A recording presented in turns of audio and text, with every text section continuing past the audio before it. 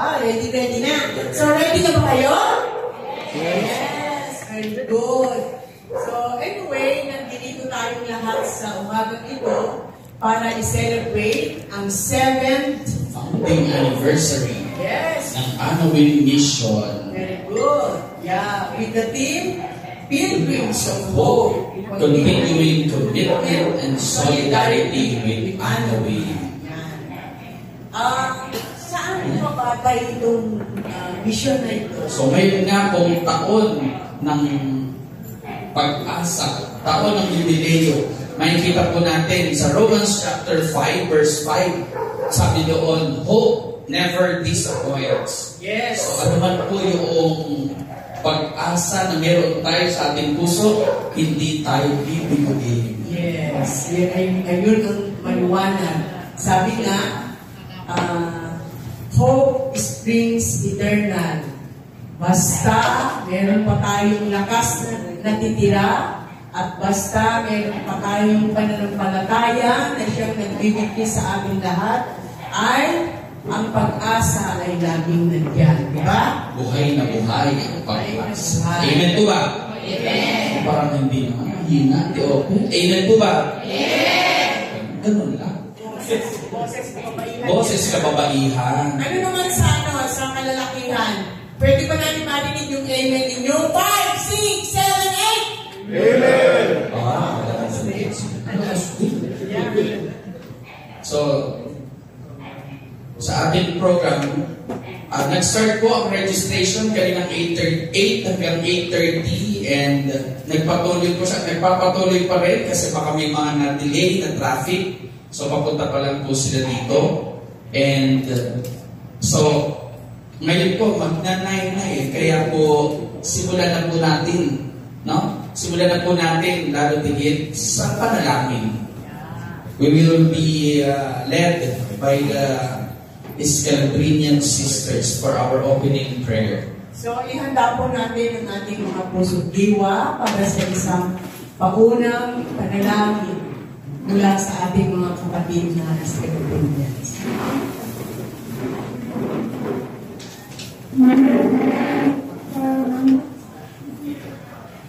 Yeah.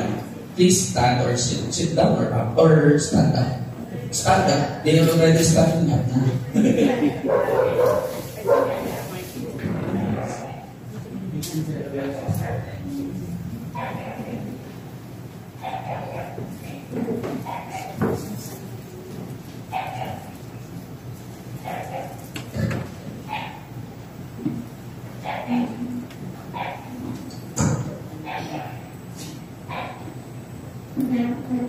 Okay, we want to everyone as well. Let us put ourselves in the presence of God.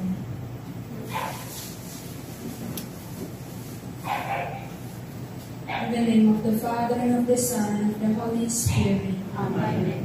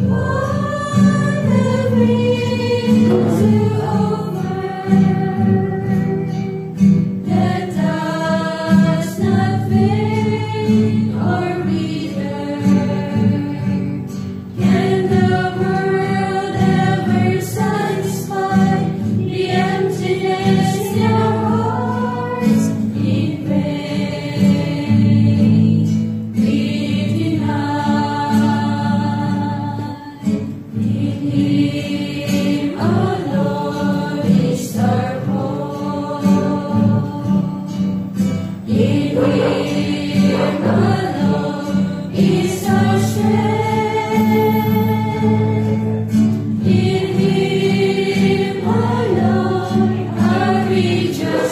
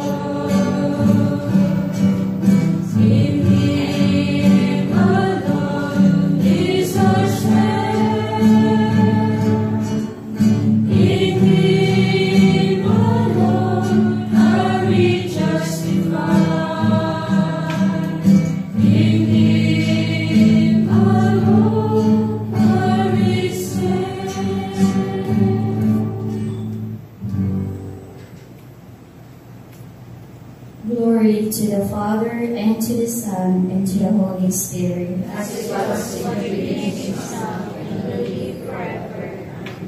In the name of the Son, and of the Holy Spirit. Amen. Thank you. Thank you, sisters. Really, God is our hope. In Him Brother. alone is our hope. Yeah, gusto lang namin ipakilala yung mga Scandinavians po ay hindi Filipino. Nations from Indonesia. Yeah. So, at this juncture, we will have the president of Anawin Mission, the prior provincial of the Philippine Carmelite Province of St. Titus Brandsma, Reverend Father Rico P. Ponce Ocarn, for his opening remarks.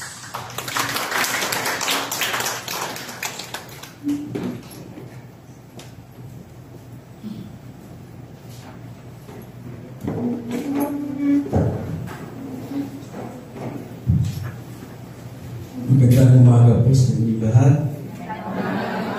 Good morning. Kayo po ay nag-almusal na?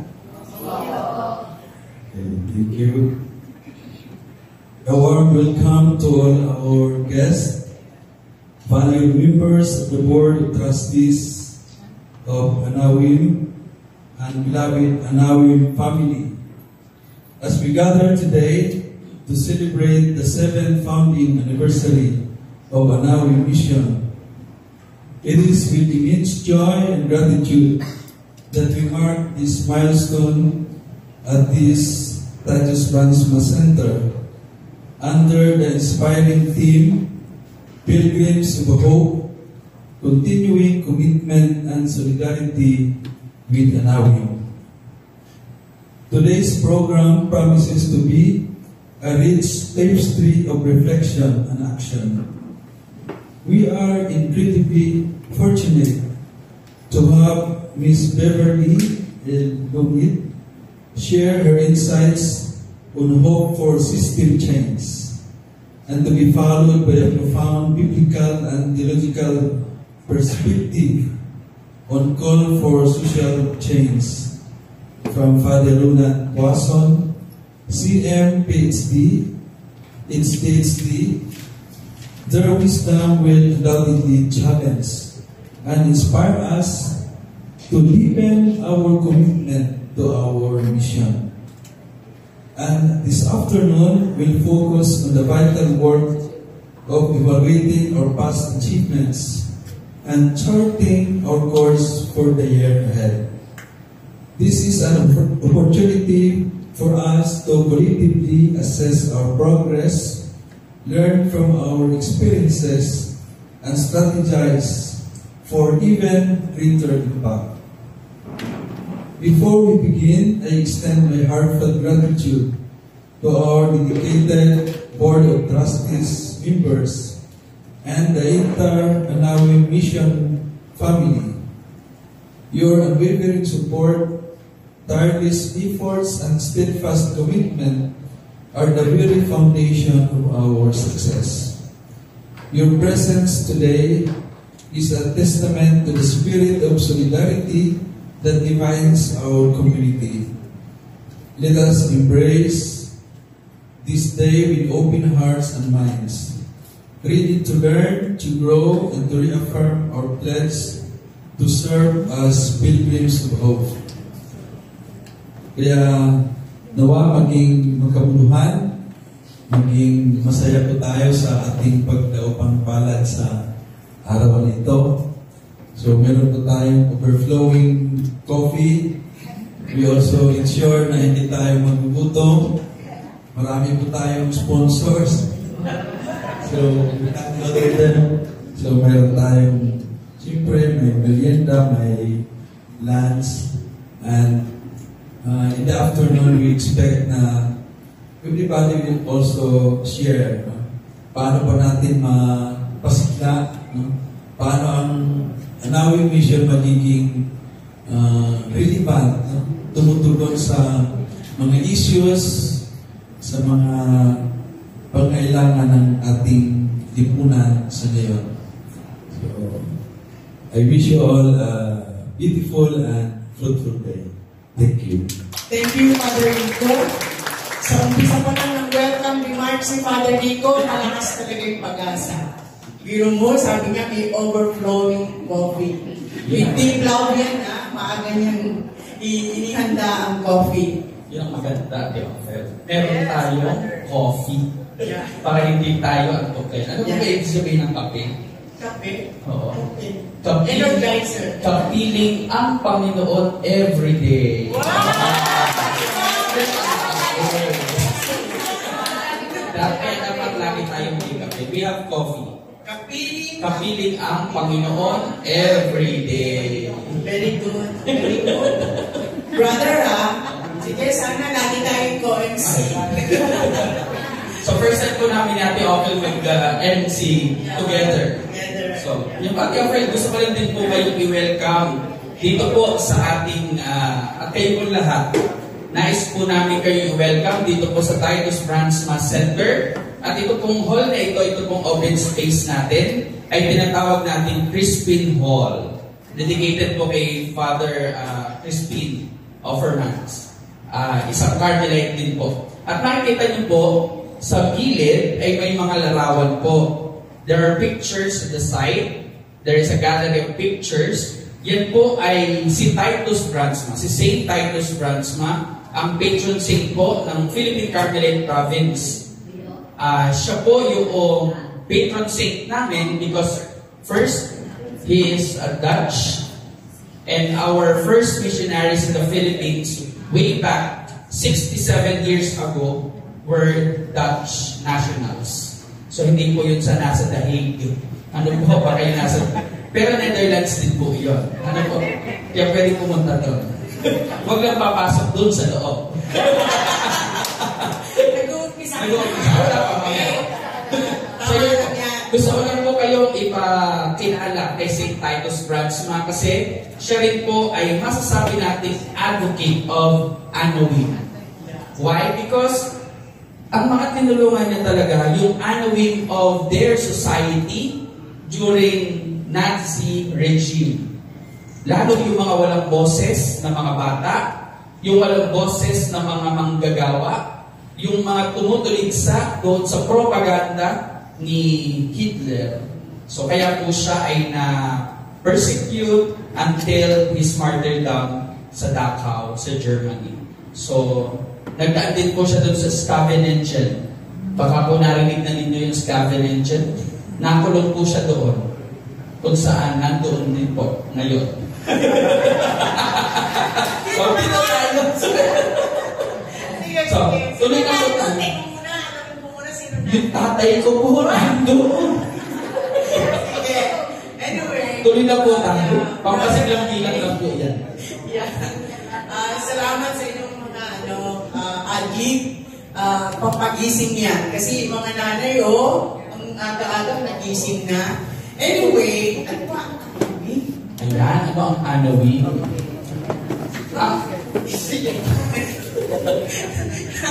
Ang ano po, itong Anaway Mission ay itinayo 7 years ago mula sa inspirasyon ng Year of the Father Rico, ano na nga yun? 500 years of Protestant Reform. Protestant Reform. Yan. Ginanap po siya sa University of Santo Tomas 7 years ago, and we had a good number, significant number of participants from different congregations and different churches ng Protestant. Yan. So, si Father Rico led a group of ecumenical church leaders at saka mga church workers and lay workers to come up with a program called Anaway Mission. At yun po yung ating ginagawa ngayon 7 years ago. Brother. So, Anaway Mission is a non-profit organization which aims to Reinforce the mission of God for the liberation of the poor through emancipating projects. Yan. So, nagde-derive din po ito from the word, Hebrew word na Anaway, which means the poor who depend on the Lord of deliverance, for deliverance. Yun yung mga binabanggit ni Brother Alvin kanina, yung mga oppressed, yung mga persecuted, and victims of injustice. So, dahil ang ating tema sa programang ito ay Pilgrims of Hope, at nakikita naman natin yung the Spirit itself, yung moving Spirit, bakit nandito tayong lahat, ay siya yung nagiging lakas natin at gabay. Yun yung pag-asa. And this time, ang ating first resources speaker, ay ang kanyang tema naman ay Hope for a System Change. Naniniwala ba kayo na magkakaroon pa ng pagbabago? Oh, yes. Kaya yan pagka katulong or bawat isa sa atin, katulong namin kayo. Diba? Amen. So, amen. Ayan. So, ihanda natin ang ating mga sarili para pakinggan ang ating first resources speaker. Siya po ay tiga Mountain Province sa Muntok ng Kanagay. She is with the Katribo or Kalipunan ng mga katutubong mamamayan sa Pilipinas. Kung inyo pong nababasa yung Katribo, meron po silang Facebook page.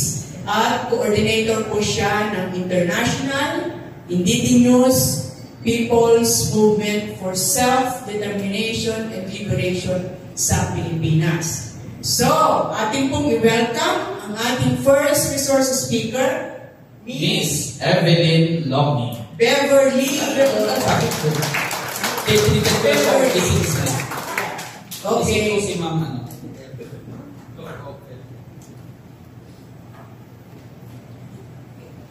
Good morning. Magandang umaga po. Maraming salamat sa invitation na magsalita tungkol sa sinasabi natin pag-asa. Kasi if there's something that normally that take away from us ay ang hope, ang pag-asa. At itong pag-asa, ang hope, ang nagbibigay sa atin ng tuloy-tuloy na commitment para baguhin yung ating mga kalagayan at saan sa pagbabago ito ay nakakagaw pang palad natin ang iba't ibang mga mamamayan na kaparehas natin na naghihirap o kaya napagsasamantalahan at nabubuo natin ang ating pagkakaisa. So, ang mas outline ng aking ibabahagi ngayon ay tignan muna natin yung kalagayan ng ating bansa. No? Kasi kung hindi naman natin naiintindihan o nagkakaisa sa pagtingin sa kalagayan ng ating bansa, mahirap magbuo ng pagkakaisa. No? At tama-tama, sabi nga ni Father Rico, yung value din natin na Titus Brandsma dahil his legacy is also something that we should isabuhay natin yung kanyang legacy, yung kanyang mula noon pa ay hanggang ngayon ay parehong karanasan. Bagaman probably in a different context, siyempre ibang panahon, pero pagkapareho ka rin ang problema. Kaya tuloy-tuloy pa rin talaga yung pangangailangan ng pagbabago. May nanda akong mga ilang PowerPoint pictures and data to guide us through kung ano ba yung kalagayan.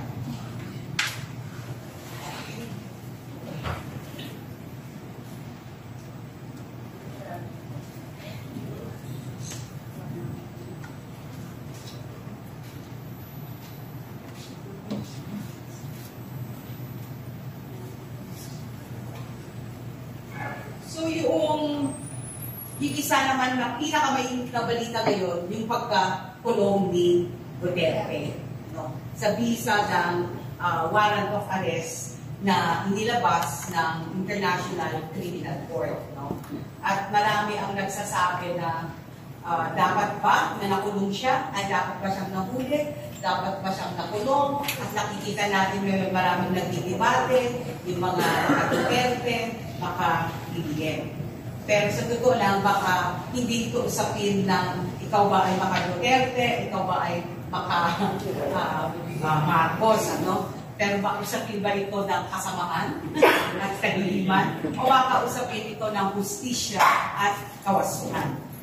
Kaya kung sa bahagi po namin sa kalipunan ng kaputubong mamamayan, ang panawagan po namin ay kailangan pa rin din na singilin si Marcos at kailangan panagutin si Duterte sa mga kasalanan niya sa mamamayan. Bakit namin sinasabi kailangan singilin si Marcos? Kasi nagpapatuloy pa rin yung parehong programa ni Duterte sa loob ng kasinutuyang administrasyon. Pero hindi rin ibig sabihin na nagbago ang presidente, nagbago ang nanunungkulan sa gobyerno, at hindi na natin pananagutin ang mga nakaraang mga opisyales doon sa kanilang mga kasalanan o kaya mga naging kakulangan sa kanilang mandato o kaya they made an oath na magserbisyo sa publiko. Kaya sa katunayan, kung kami lang sa aming bahagi ay walang pinag-iba sa totoo lang si Marcos at saka si Duterte. Ngayon, bakit ko sinasabi yan? Titignan natin yan isa-isa. So una, sinasabi natin, pareho na nasa, how do you pronounce it? Scaveling. So, doon mga kinulong yung mga Jews who were fighting the fascist rule of Hitler at that time. Pero dahil dun sa kanilang pagpakulong, dahil dun sa kanilang paglaban sa isang fascistang Kinen, ay nabuo yung sa ngayon na tinatawag natin International Criminal Court. So, from victims, from a prison of victims, ngayon ay nagsisilbi naman siya prison for perpetrators o yung mga diktador. Kaya kung titignan nyo nga yung mga lumalabas sa balita, at ito naman nakalagay din sa tunay na website ng International Criminal Court, ang mga kaposa ni dating Presidente Duterte ay mga dating diktador o mga fascista sa iba't ibang mga bansa. Akala nila, they can run away from justice, just the wheels of justice, malamang mabagal yan, pero hindi mo yan pwede matakluhan. At one point in time, ay kailangan talagang singilin ka at kailangan managot ka sa inyong mga kasalanan. Kaya kung sa amin, nakakulong na siya, ano ang gagawin natin? Let the wheels of justice roll, gawin natin yung due process, At na sana, siguro sa atin dito, isang pwede gawin natin ay palabas pa kung sino yung mga iba't iba pang mga biktima. Kasi nakita naman natin, nag-announce yung ICC, nananawagan pa sila ng iba-iba pang mga witnesses, iba pang mga victims na lumabas to substantiate yung 43 complaints or innocent cases na pinanghahawakan nila. Ibig sabihin, hindi na mananatili doon sa 43 cases na kanilang nakita, siguro ayon doon sa criteria o standard ng ebidensyang kailangan ng International Criminal Court. So I know that we work in communities, not only here in Metro Manila, but probably in other communities outside of Metro Manila. Baka magtulong-tulungan tayo kung meron pang mga natatakot dyan o hindi nila alam kung paano sabihin ang kanilang karanasan, ay baka pagtulungan natin na palabasin pa kung sino pa yung iba dyan. So, yung panawagan po kami, kasama namin yung mga ilang mga mothers, minsan nakakaiyak. Diba? If sinasabi nila na hindi naman walang prosesong dumaan. Kasi on simple suspicion or accusation ay sila ay pinatay at pinalabas na nanlaman. Ang sinasabi naman natin, paano ilang tanong ng mga tao, paano naman yung mga biktima ng mga adik? Paano naman yung mga pinatay nila? Oo nga naman, tama lang naman yung tanongin nila yun, ano? Bakit ang gagawin natin yan? Ang sinasabi natin, kung totoong adik sila, totoong drug pusher sila, edi puliin, pasuman, at patunayan. Kasi sa ating sistema, hindi po, ikaw po ay inosente hanggang mapapatunayan na ikaw ay nagkasala. Hindi po yung baliktad na ikaw po ay guilty. Tapos yung akusado ang magsasabing, magpapatunay na siya ay inosente. Diba? Kung sino yung nagtuturo, dapat siya yung magpapatunay na ikaw ay nagkasala o kaya ikaw ay nagkamali. Ang naging problema po natin ay wala pong naging proseso. At ang masaklap dyan, sinubukan pagtakpan yung kanilang pagkakamali doon sa sinabi nanlaman. Pero nanlaman ba ang isang bata?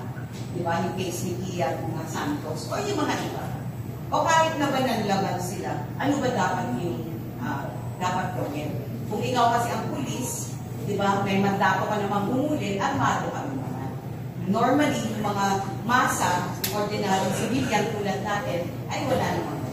Pero tama po, yung mga drug addict, yung mga drug pushers, ay dapat po natin sila parusahan kung sila ay napatunayan na sila po ay drug addict at drug pusher. Ngayon, ang problema natin, umalis kasi tayo sa ICC noong 2019. Kaya yung tanong ng mga kasama, ganun din naman si Marcos papatuloy pa rin naman yung mga drug addict.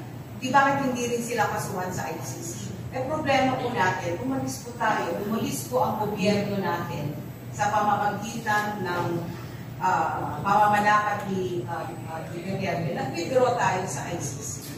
Kaya cases from 2019 up to present, ay hindi natin yan magagawa sa ICC. Kasi umalis po ang ating gobyerno dahil sa pag-uudyok ni Duterte. Kaya wala na tayong magagawa kung usapin ng ICC. Pero kung sa korte siguro natin, pwede pa natin yan gawin.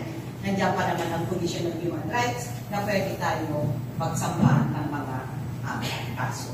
So kung kami lang, ilang taon na to at inaamin pa diba? Inaamin naman ni Duterte, but probably, yung isang kamalian niya, hindi niya talaga akalain na siya ay makukulong.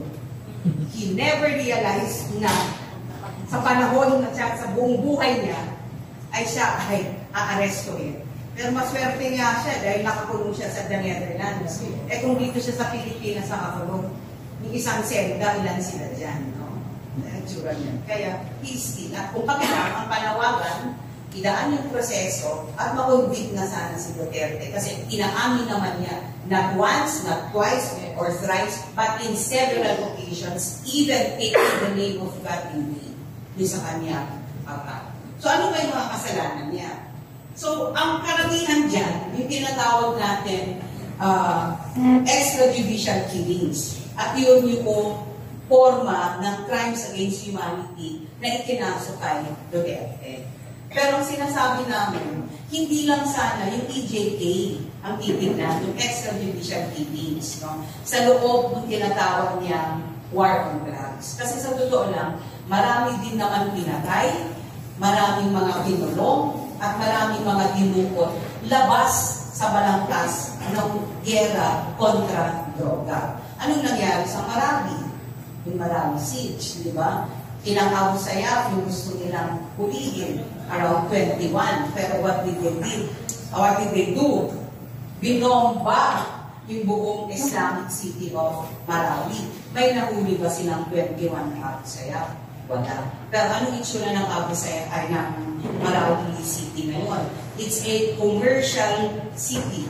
Isa siyang export processing zone. Yung mga kapatid natin, mga Maranao, hanggang ngayon ay hindi pa nakakabalik. And in fact, yung mga ibang nasa shelters ay ngayon ay pinapalayas kasi lumalabas, temporary lang pala.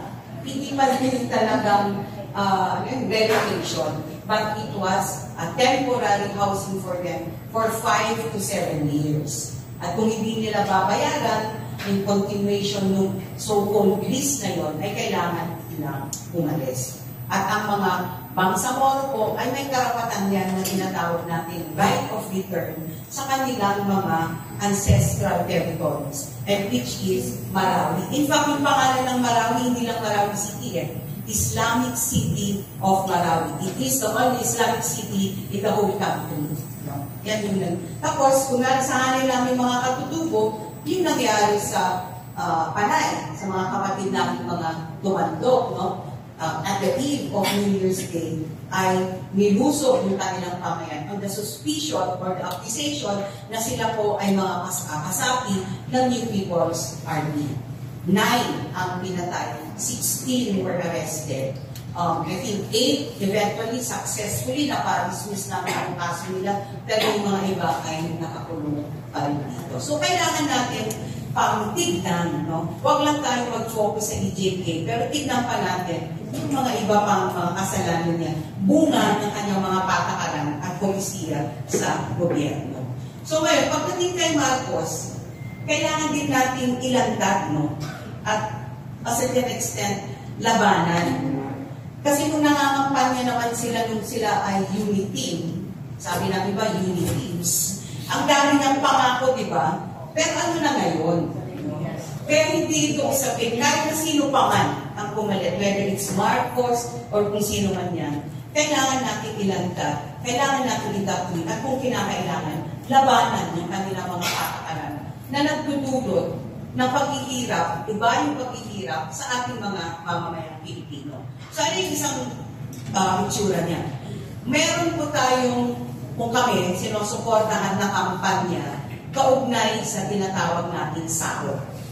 O yung iba ang tinatawag nila ay family living wage. So, ito po yung kampanya namin na sahod itaas. Ngayon, titignan natin, ito, pag-aaral ito ng Ibon, isang NGO, na pinag-aralan niya kung magkano ba ang pangangailangan ng isang pamilya, 5 ang miyembro. At lumalabas, para maisama mo yung gastusin sa pagkain, pabahay, ilaw, tubig, pamasahe, damit, edukasyon, ospital, at iba pa. Kung minsan siguro, kailangan naman natin kumain siguro sa Jollibee. Di ba? I mean, sometimes we also need that. Lumalabas na ang kailangan ng isang pamilya ay 25,000 pesos. More than, no? 26,000 pesos. Kung i-compute mo yan in 30 days, ang kailangan natin ay 1,200 pesos. Eh, ang problema natin, kung dito sa NCR, ang minimum ay 645.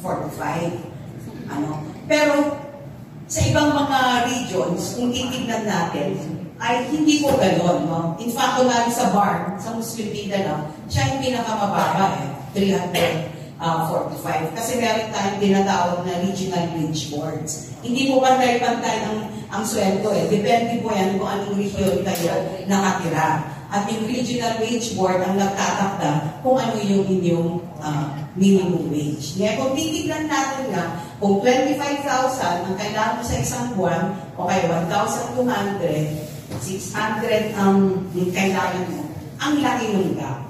No? At ito ay patakaran na pinagpapatuloy ni Marcos. Pagkawan pa naman, hindi siya nag-umpisa, pero kung titignan pa nga natin yung history niyan, nagmula pa yan sa patakaran ng tatay niya. No? So, walang pinagtiba, di ba? Kaya kailangan natin bigyan talaga ng urgency yung usapin ng sahod itaas kasi hindi naman po bumababa ang presyo. Sa katunayan na kabiyak sana itong isagawa. No? Ang panawagan nga natin sa gobyerno, baka pwede namang gawin ni Bongbong Marcos na isa itong certified bill, yung itaas nationwide ang mga sahod ng mga workers, trabahador. No? Kasi kailan pa, napako na actually yung sweldo. Yung recently, around 2 months ago, meron yung emergency salary increase na tinatawag na 200 pesos. Pero 200 pesos, malaking tulong, pero hindi sana tayo magpapako doon. Kasi ang kailangan natin, ang wage gap, salary gap, is 645. Pero ang panukala ay magkaroon ng emergency increase of 200. Tama lang din tayo manawagan ng ayuda, no? Lalo-lalo na sa panahon na may disaster sa mga probinsya, tag-init, tag-tuyot, kung may La Nina, El Nino, kailangan talaga yan kasi naapektuhan ang mga magsasaka. Sa period na grabe ang unemployment, kailangan natin ang ayuda, kailangan natin ang emergency. Pero hindi naman po pwedeng araw-araw na natin forever, di ba? Ang kailangan natin trabaho na may sapat na sweldo. So ano yung kasama nung sahod itaas? Siyempre, yung kampanya natin na presyo yung baba. Ferdinand Marcos campaign, no? And probably won dahil sabi niya 20 bababa niya yung presyo ng bigas na 25 pesos per kilo. Ganyan, di ba? Hindi naman natin naaabot ng gamit. In fact, tumataas. Pero kung titignan natin sa mga magsasaka, magkano nila binibili ang palay, mataas na kung meron 12 pesos per kilo ng palay. Yung iba nagsasabi 6 pesos. Yung iba pa mas binabarat sa Kalinga, for some of my family are nandiyan, 4 pesos per kilo ng palay, pero ibebenta 60-65. Saan napunta yung gap na 60 pesos? Diba? Ang sabi ni Kadaling, na tumatakbo na senator, na makabayad, kasi usapin kasi yan ng kartel. No, kung buwagin mo ang kartel, yung nagko-control ng presyo ng bigas at palay, ay pwedeng at palakasin yung control ng gobyerno sa usapin presyo ng palay, pwedeng bababa yung presyo ng bigas. Pangalawa, itigil yung importation. Pero medyo mahirap dahil may pinasok ang ating gobyerno na General Agreement on Tariffs and Trade na kung saan talagang pwersado tayo nag-aangkat ng bigas kesa kailangan ba natin yan o hindi. Pangatlo, yung usapin ng smuggling. No? Ang sabi ni natin, alisin yung lahat yan at magpatupad ng tunay na reforma sa NPA. Imbitayin nyo na lang si Kadaling para ipaliwanag nyo kung ano yung sa susunod niyang activity. Pangalawa, yung usapin ng tax. Ang laki-laki ng VAT, no? 12%. At kung titignan natin yung presyo ng gasolina, ang malaking bahagi niyan ay dahil sa VAT. But if we remove yung 12%, bababa yung presyo ng gasolina, at kung bumaba yung presyo ng gasolina, medyo pa pwede bumaba ang presyo ng mga bilihin dahil yung pagpapatakbo ng mga makina, yung mga gasto sa pag-deliver ay bababa kasi bumaba yung presyo ng gasolina. Pero nandyan kasi yung VAT. Kailangan natin tignan at pag-aralan yung sa VAT. Ayon din sa IBON, sa kanilang research, ang sinasabi nila ay aside from VAT, baka kailangan balikan yung batas, no? Na nangangasiwa sa usapin na gasolina. Hindi ko alam, pero nung bata kasi ako, naabutan ko pa yung Oil Price Stabilization Fund. Ito, kinukuha yan sa subsidy ng gobyerno para pag tumataas yung presyo ng gasolina, nagagamit yan para ampatan, no? Para hindi maapektuhan. At kung bumaba ulit yung presyo ng gasolina, doon sa dati niyang presyo, ang yung diferensya yan, napupunta yan doon sa Oil Price Stabilization Fund. Para yung ekonomiya should be stable at hindi yan nagdidepende sa akyat baba ng presyo ng gasolina sa iba yung dagat. So yan yung mga ilan pwede nating mga tignan. Ngayon, baka sinasabi nyo, ito naman si Beverly, manluloko ka lang naman kung ano yung tsura na. Ito, research din ito ng IBON. Taon-taon po, meron tayong 2.3% inflation. No? tumataas yun. Kaya kung titignan nyo, doon sa mga presyo ng mga bilihin, talagang tumataas siya. Pero yung sahod natin, stable. O baka kung minsan pa nga bumababa.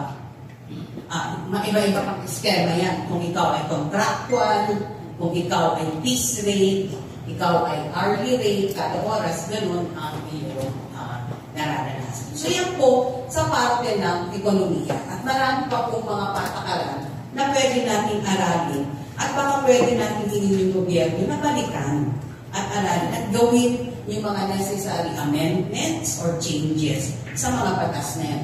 Pero yan lang po ba ang problema ng ating bansa? Meron po tayong problema paugnay sa klima. At kung uugaling natin, ito, based din ito sa siyensya, hindi ko lang po sinasabi, ang malaking bahagi ng pagbabago ng klima, ng sobrang init, o kaya minsan ang lalakas ng ulan, ay dahil dun sa pagkasira ng kalikasan. At ano po ang mga major reasons kung bakit nasisira yung kalikasan? Unang-una po dyan yung mining. Kaya bakit po ito ini-stress? Kasi nung nanukulan si Duterte, di ba tuwa tayo, in-appoint niya si Lopez, no? And Gina Lopez as the Secretary of DNR. At si DNR naman, si DNR Lopez at that time, sabi niya, iigil mo na yung mining. Magkaroon na tayo ng moratorium, aralin natin. Di maganda na sana, no? Napatigil ng konti, aralin. Di naman natin sinasabing ayaw natin ng pagmimina eh. Kasi kailangan naman natin ng cellphone, kailangan naman natin ng ilaw, di ba? Pero kailangan natin pagmimina ayon sa ating pangangailangan. At baka naman yung pagmimina ay kailangan din aralin at magbigay ng sapat na recurso. Baka naman may isang forma ng pagmimina na hindi open pit, na hindi nakakasira ng ganyan sa kalikasan, no? So, anong nangyari? Nilift naman ni Duterte ang moratorium. Following the moratorium, pumasok ang mahigit 291 na foreign mining application, no? At sunod-sunod na yan. Eventually, iupo siya na sa gold operating sa Dilipio ay kahit na pala wala siyang permit, ay patuloy siya ng minina. Kung hindi pa sa pagprotesta ng mamamayan, ay hindi natin malalaman. Bagamat hindi nila napatigil, pero sa loob ng 10 taon ay napahina nila yung operasyon. So may 10 taon na masasabi natin na protektahan ng mga mamamayan ng Dilipio ang kanilang pamayanan. The picture po na nakikita niyo, yan po ay picture ng Dinagat Islands noong 2020. Pero yung nakikita niyo ngayon, yung pwedeng pumasok hindi rin pwedeng gumamit ng drone camera, wala na po yan. No? And in fact, yung seashore is highly polluted. At malamang, mas titindi pa ang pagpimina gaya na nakikita natin sa Palawan at saka sa Mindoro. Dahil nga sa panawagan ng clean energy, meron silang tinatawag na instead ngayon ang mga sasakyan ay gasolina, dahil yung gasolina, pag naglalabas ng itim na usok. Kaya baka ang kailangan natin mga sasakyan ngayon, tinatawag nilang electric vehicles, yung tumatakbo sa baterya. Yan po yung mga ilang mga bus natin ngayon, di ba? Yung gusto nilang pasukin na pamalit yung sa mga jeepney. Ganyan. Ano ang kailangan para magkaroon ng bateryang malaki para makapagpatakbo ng sasakyan? Yan po yung tinatawag natin na nickel. Unfortunately, or fortunately, meron tayong recurso, tayo ang pangalawang bansa na may pinakamaraming nickel. Unfortunately, dahil sa pagmimina at pagkontrol ng mga tuyong korporasyon na nagmamayari din ng mga kumpanya na nagpro-produce ng baterya at sasakyan, ay lalawak po ang pagmimina. But this time, hindi na lang usapin ng national development. Gagamitin pa nila ngayon ang discipline na kailangan climate protection o kaya tinatawag nila pagbaka sa climate change. So, kailangan talaga nating aralin kasi minsan magaling ang mga korporasyon. Minsan magaling din yung mga gobyerno natin na gumawa ng mga mapanlim lang na mga datos o kaya explanation. No? Pero nickel, yan ba yung nakikita natin nangyayari sa Palawan at Mindoro na kung saan marami na rin ang napapahigas at in fact, Ngayon, sunod-sunod, no, yung mga pagbarikada, pagprotesta ng mamamayan, sunod-sunod naman din yung bombing sa island of Mindoro.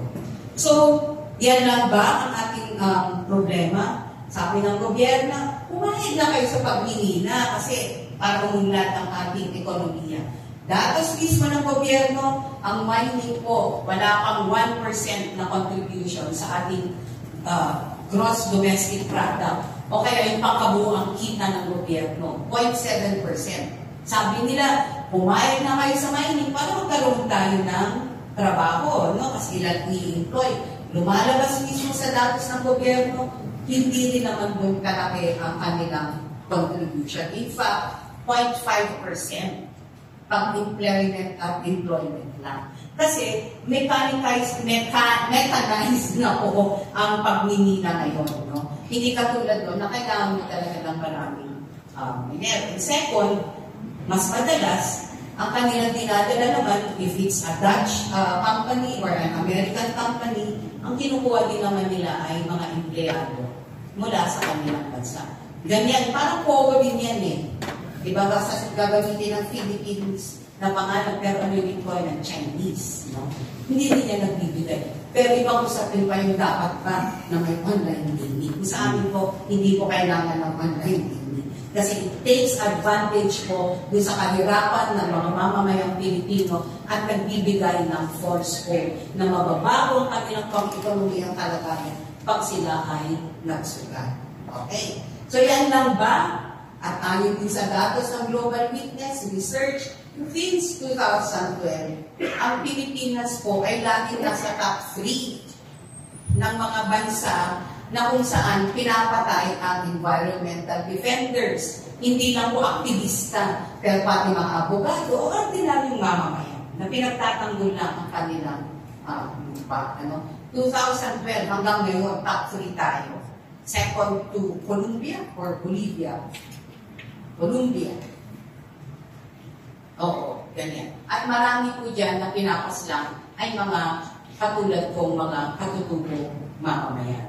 Because unfortunately, yung pong unfortunately again, yung pong mga likas yaman na naiiwan sa ating bansa ay nahahanapan po sa mga pamayanan ng mga katutubong mamamayan.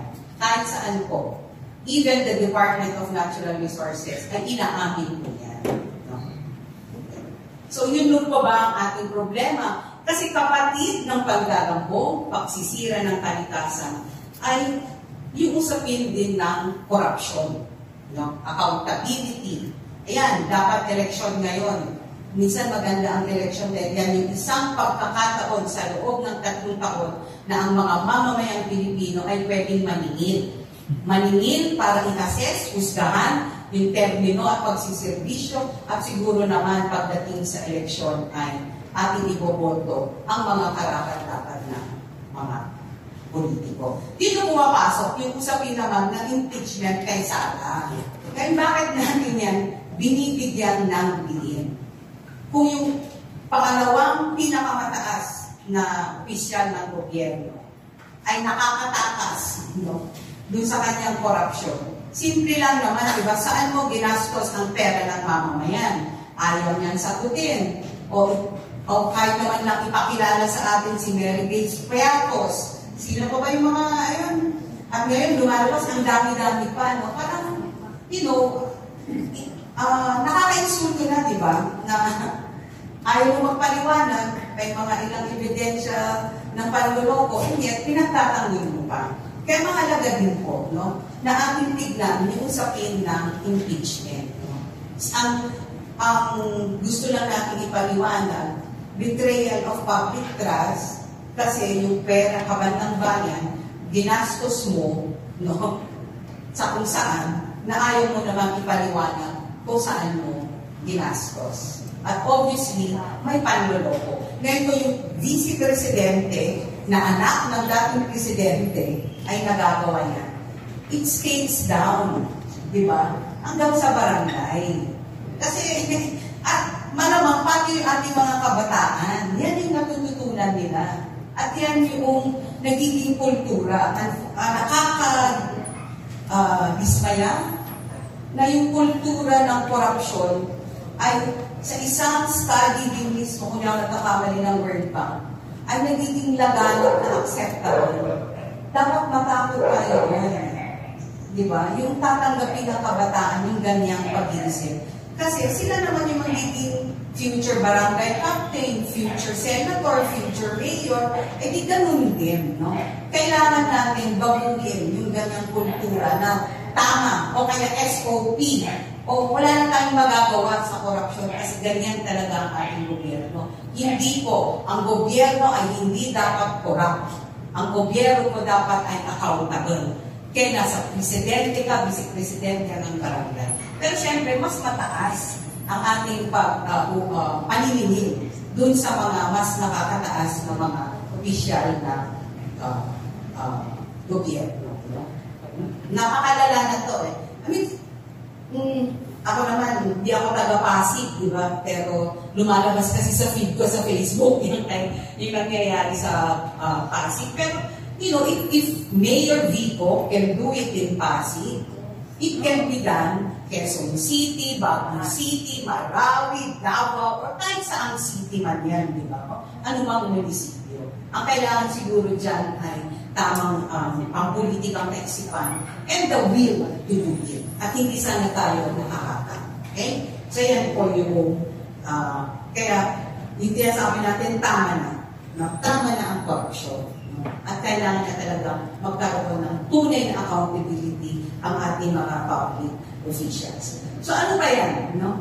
Ngayon, nakakapagtaka kasi sabi nila mining, importation, etc. para gumanda ang ekonomiya ng bansa. Pero bakit tumataas naman yung foreign debt? Di ba? Sa pananaliksik din ng ibon, yan po ang ating utang sa ngayon. Kalahatan dyan ay utang ng gobyerno sa labas.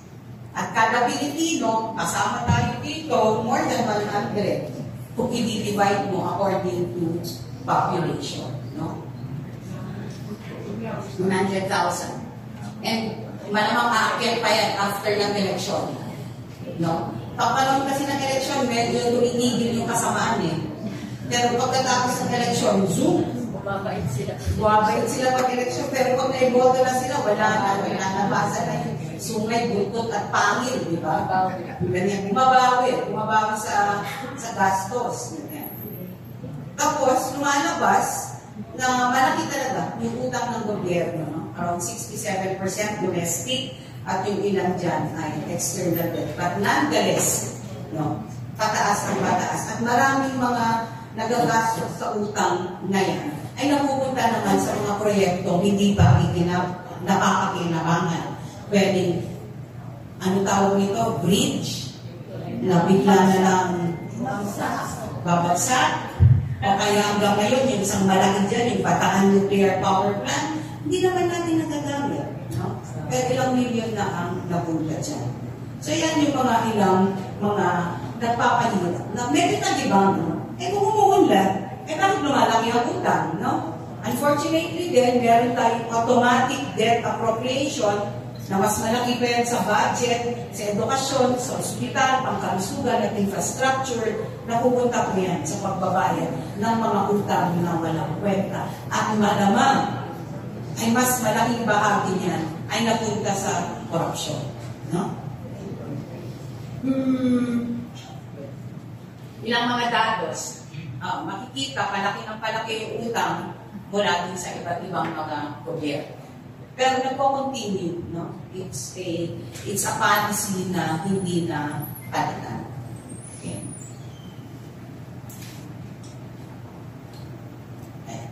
So, liban pa dyan, panahon ni Duterte, binuo niya yung National Task Force to End Local Communist Armed Conflict. Yan po yung ahensya nila Dr. Lorraine Batoy, sila Celis, iba pang mga vloggers na mga Duterte na ngayon di natin alam kung nasaan sila.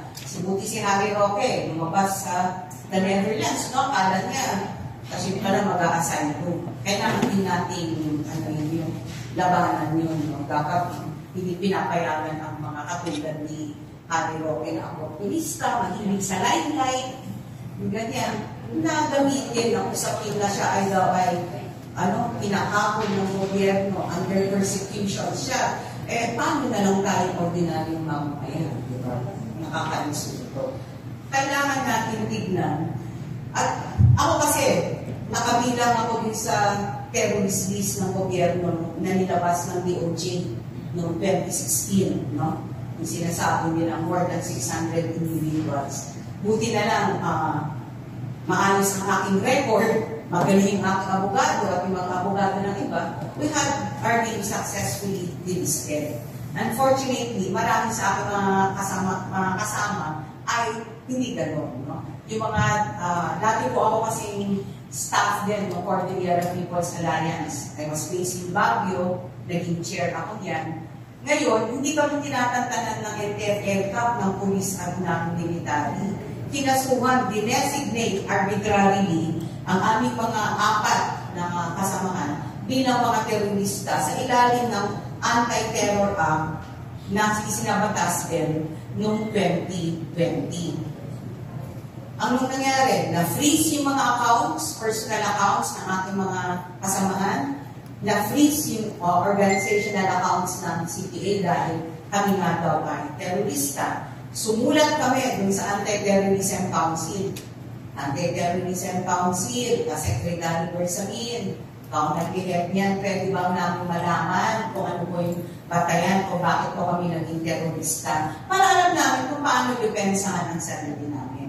Ang sagot sa amin ay hindi po pwede kasi ito po ay a matter of national interest. So nakakatakot, no? Kung pwedeng gawin yan sa aktivista, pwede rin yan gawin kahit kanino or any NGO. At in fact, dumadami ngayon, hindi naman terrorist designation, pero maraming mga NGOs, gaya ng kaso ng Rural Missionaries of the Philippines, yung nakakasuhan because of so-called terrorist financing. Ganun din yun po, matter of national interest. Medyo nilalabanan din pa rin natin yan. Legally, we are still pushing back, and hopefully mag-serve as a good precedent para dun sa mga iba. At marami talaga yan, hindi lang RMP, yung Missionaries of the Philippines ang nakakasuhan. Pero iba't iba pa.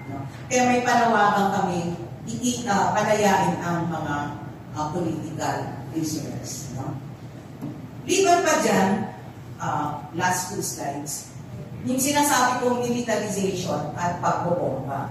Ito, pag-aaral naman ito ng Kalikasan at Center for Environmental Concerns. In 2024, last year, 2023-2024 namin ginawa, covering the period of 2017, part of 2016 to 2017.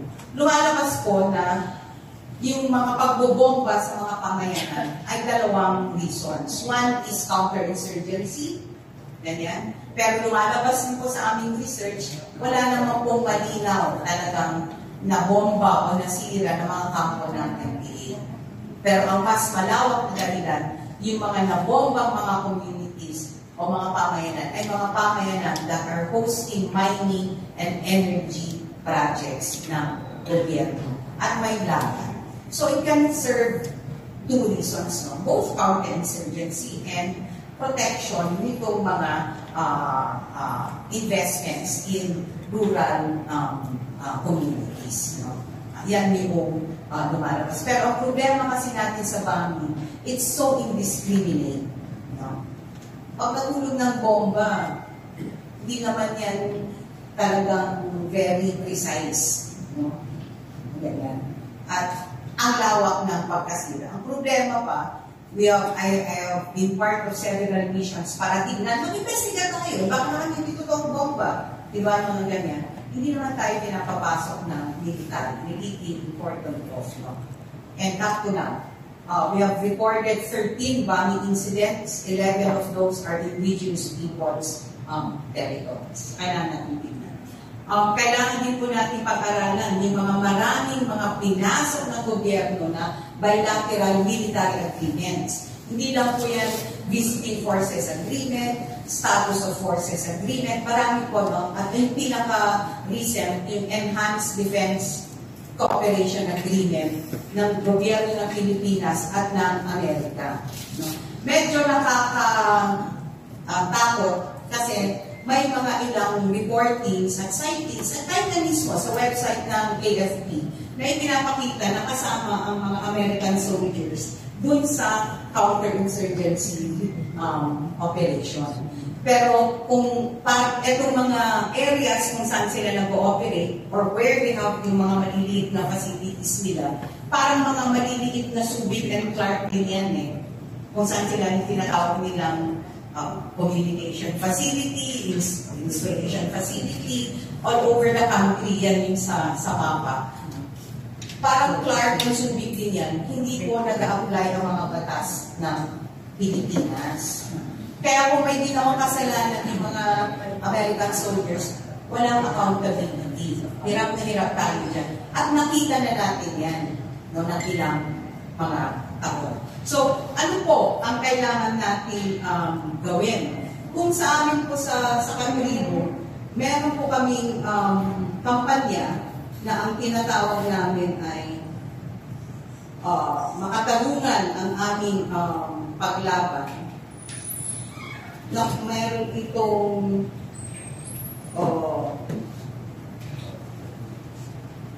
ilang points, 5 slides lang ito, very short.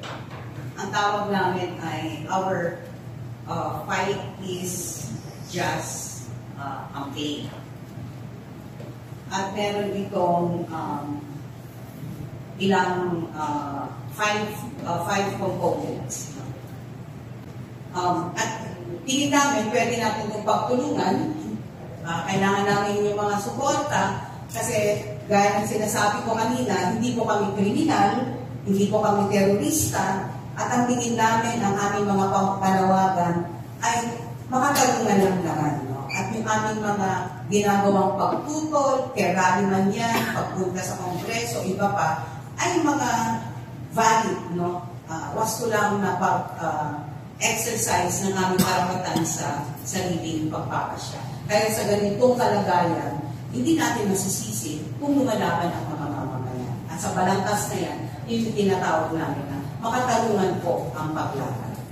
So ano po yung nilalaman na? Meron kami tinatawag na Kalasat campaign. Ito po yung aming campaign na pag-aralan ang ating karapatan. Kasi mahirap naman pong lumalaban kung hindi po natin alam yung balangkas ng ating mga karapatan. No? At kasama sa mga karapatan na yan, ang mag-aral at ipaglaban ang mga karapatan na yan. Kaya tawag po namin yan ay kalasat. Yung pangalawa po namin na kailangan namin yung suporta, yung tinatawag namin ang lupa ay lupa. Kasama dito yung protect, no? Pagsangga sa kalikasan, sa ating mga kabundukan, sa ating mga kagubatan. No? At kung kinakailangan, ay yung mga proyekto naman na hindi kailangan at nakakasira sa kalikasan. Ulit ko, hindi po naman po kami kontra paglilinan. No? Kasi totoo naman po yan. Kailangan po natin ng paglilinan no? Para umulat ng ating bayan. Pero ang kailangan natin ay pagmilina na ang bayan natin mismo at tayong mamamayang Pilipino at kaming mga katutubo kung saan kinukuha yung mga likas naman na yan ay nagbibenepisyo. Hindi po ang mga dayuhan at hindi lang simpleng dayuhan, mga dayuhang korporasyon o mga mayayaman. Hindi po yung 1% of the population ang nagbibenepisyo. Dapat tayo lahat. No? Yan po yung aming pangalawang kampanya. At meron kaming kampanya ng Sabukanhon o Free Our Loved Ones Now. So kampanya po ito para sa pagpapalaya ng political prisoners. At yung mga nakikita niyo kong picture, yung dalawang babae dyan, yung nandito, mga manobo po yan, no? Mga kasamahan ko sa katribo. 7 years na sila nakakulong on trump-up charges of murder sa Mindanao. Na-dismiss po lahat yung mga kaso nila sa Mindanao. Hinihintay na lang namin ma-dismiss yung kaso nila ng illegal possession of explosives, ammunitions, and firearms. Kasi nung niraid yung kanilang bed space dyan sa Diliman, ang dami-dami daw baril, no? Sa top ng ref, doon yung picture ng mga military may granada sa ibabaw ng ref, may mga bala din sa kama nila, may mga M16 na naka-hilera papunta dun sa CR nila. Yung dalawa po namang lalaki, si Damdoy at saka si Ramos, mga kapatid namin yan na dumagat. Ganun din po, facing charges of illegal possession and murder. Pero 7 years na sila nakakulong, mag-8 years niya. Hanggang ngayon, hindi pa sila nakakahinga. No? So, ang tingin namin dyan, isang form din yan ng arbitrary detention. In fact, ilang taon, hindi pa sila nakakasuhan. Hanggang ngayon. Hanggang hindi ka kasi naaaring, hindi ka pa nakakasuhan, di ba? Pero 7 years, 8 years. No? Tingin namin that's a form of arbitrary detention. Ito, mga church workers din dito sa Mindanao, mga kasama din namin, na-dismiss lahat ng kanilang criminal charges. 8 years na silang nakakulong. Kala namin, sasalubungin na namin sila sa gate ng bilangguan, kinabol nila, pinasuhan sila ng terrorist financing. So, kailangan ulit namin harapin, no? Nakakulong na sila, no? So, ito, kailangan may ganito kaming kampanya. At kadugtong nito, ay meron din kami campaign na laya. Ang ibig sabihin nito, nag-raise kami ng pondo para magkaroon ng bail fund for indigenous peoples, no? For cases that are available, at for cases na tingin namin mapapanalo at alam ng biktima yung circumstances ng cases niya, etc. Tapos, kung malismis yung kaso, ibabalik ulit yung sa bail fund, no? Para pwedeng magamit nung sino mang ulit mabiktima ng Trump charges. So, it should revolve. May mga ilan na kaming nasuportahan nito na dinismiss. Even at may mga ilan sa level na ng judge, yung ilan successful kami na papakiusapan yung prosecutor na tama na, wala na yung ebidensya. Para hindi na malagdagan yung mga kaso mo, mga makukulong, huwag mo nang kasuhan. May mga ganyan din kami. So, meron kaming bail fund na i-release. At meron kaming tinatawag na banwar. Banwar is an Ilocano term for hero. Yung Sabucanon pala is a Bisaya term, no, na palayahin na, parang ganyan. Yung banwar, ito naman ay gusto namin i-mainstream yung mga katutubong mga heroes, no? Na malamang hindi natin yan nababasa sa ating mga libro, hindi alam, tinuturo sa eskwelahan. Pero at the very minimum siguro, we can set up markers, no? Kung saan sila pinaslang, kung hindi man, kung saan sila community pinahanap, or kung saan yung sa tingin nila ay appropriate, no? In consultation with the family. At hopefully, kung may markers, hindi natin sila makakalimutan at baka na ikukwento natin at pwede din naman sila mag-serve as inspiration sa mga katulad natin at ang mga susunod na generasyon. At syempre, tingin namin kaysa magpabobomba, kaysa red tagging, kaysa terrorist designation o Trump charges, supportahan po natin yung panawagan na ituloy ang peace talks. Maybe that's a better alternative than killing, than Trump charges, than desaparecidos, pagdudukot, mga ganyan. Mag-usap na lang tayo kung ano ba ang ugat ng armadong punggalian sa ating bansa. At kung ano yung mga ugat na yan, ay maglabas ng mga kinakaupo ng mga resolution.